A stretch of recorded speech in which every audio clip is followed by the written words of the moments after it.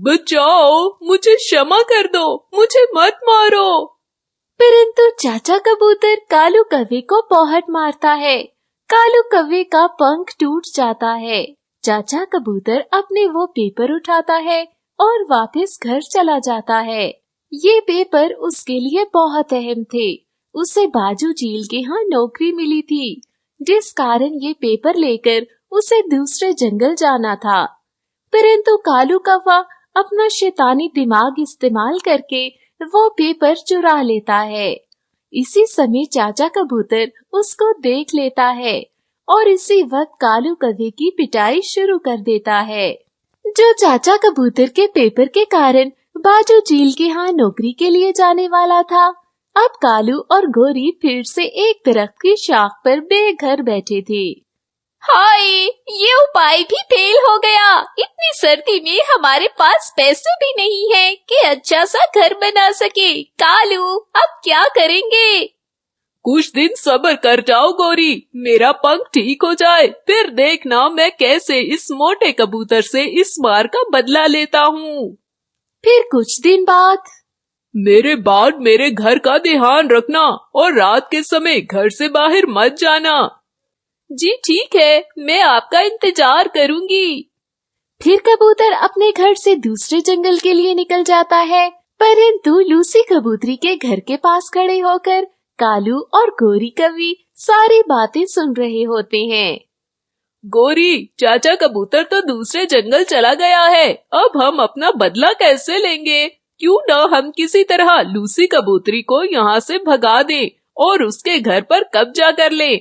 इस तरह सर्दी से भी बच जाएंगे। मेरा सुंदर पति, मुझे पता था मेरा पति कालू कोई न कोई उपाय जरूर निकालेगा। अब जल्दी से मुझे बताओ, क्या उपाय सोचा है तुमने?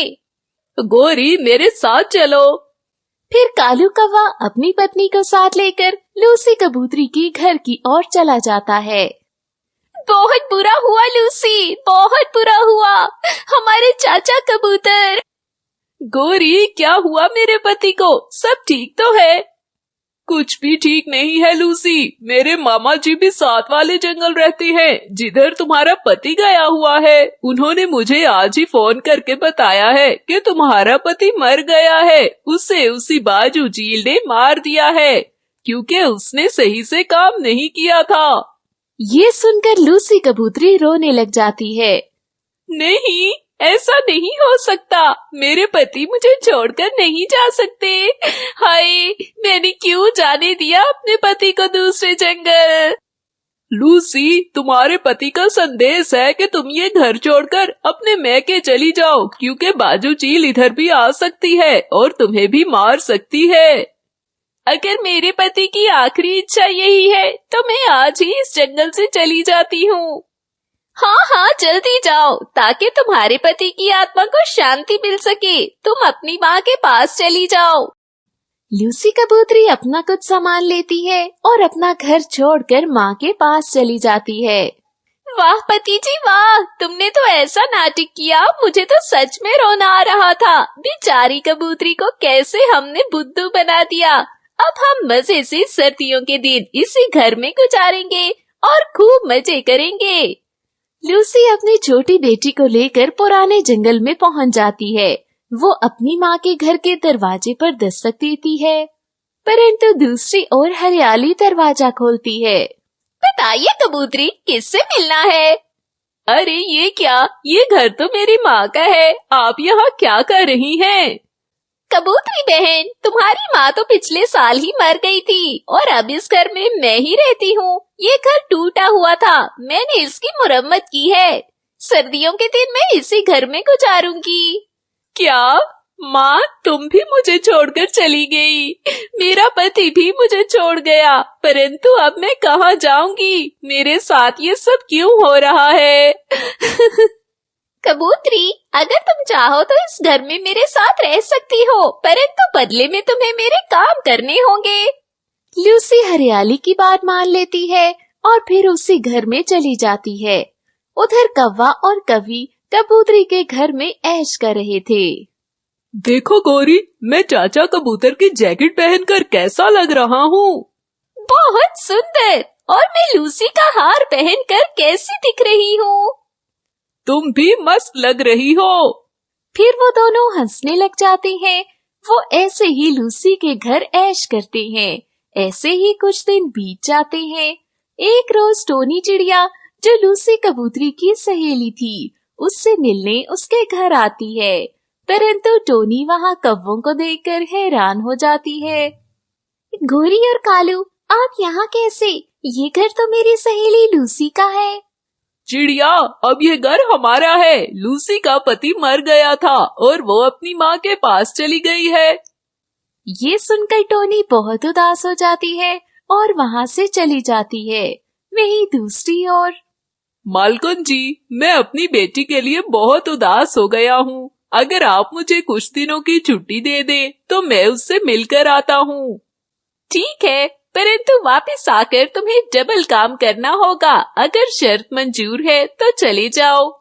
बाजू चील, जिसके पास कबूतर काम करता था, वे बहुत अमीर थी। परंतु वे चाचा कबूतर को कुछ दिनों की छुट्टी दे देती है और कबूतर अपने परिवार से मिलने जंगल वापस जाता है। परंतु वे जैसे ही जा रहा होता है, रास्ते में टोनी चिड़िया उसको देखकर डर जाती है। ये कैसे हो सकता है? चाचा कबूतर, आप जीवित कैसे हो? क्या मतलब? टोनी जी, आप कैसी बातें कर रही हैं? आप तो मर गए थे ना। लूसी भी अपनी माँ के पास चली गई है। ये कैसी बात कर रही हैं आप? मुझे तो कुछ भी नहीं हुआ था। आपसे किसने कहा? मुझे उन कौवों ने बताया है कि लूसी का पति मर गया था, जिस कारण वो अपनी अम्मा के पुराने जंगल चली गई है। परंतु चाचा कबूतर काफी परेशान हो जाता है।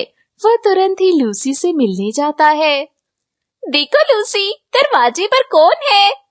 लूसी तुरंत ही दरवाजा खोलती है, परंतु अपने पति को देखकर वे रोने लगती है। आप जीवित हैं?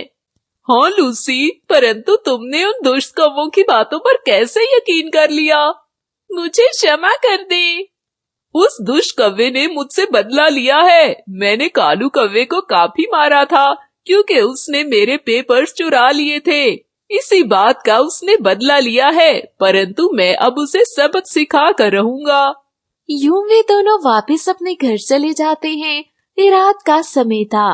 कालू और गोरी दोनों सर्दी की वजह से सूप पी रहे थे जब दरवाजा बजता है। हाय कालू, इस समय कौन हो सकता है? मुझे तो लगता है कोई चोर होगा। हमें दरवाजा नहीं खोलना चाहिए। परंतु दूसरी ओर लूसी कबूतरी जोर जोर से दरवाजा बजाती है।